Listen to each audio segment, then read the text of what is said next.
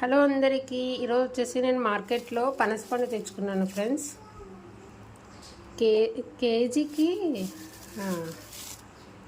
KG వచ్చేసి 50 rupees అంట. చాలా వచ్చాయి, బాగున్నాయి ఫ్రెండ్స్. అతను ఏమన్నాడంటే 2 days అయినా ఉంటాయి, స్టీల్ బాక్స్లో పెట్టేసి క్యాప్ పెట్టేయండి, లేదంటే స్మెల్ మొత్తం ఫ్రిడ్జ్ అంతా పట్టేస్తుంది అని చెప్పాడు ఫ్రెండ్స్. చాలా బాగున్నాయి. ఇంకోటి ఏంటంటే పనసకాయ బిర్యానీ కూడా చేస్తారు ఫ్రెండ్స్, చాలా టేస్టీగా ఉంటుంది.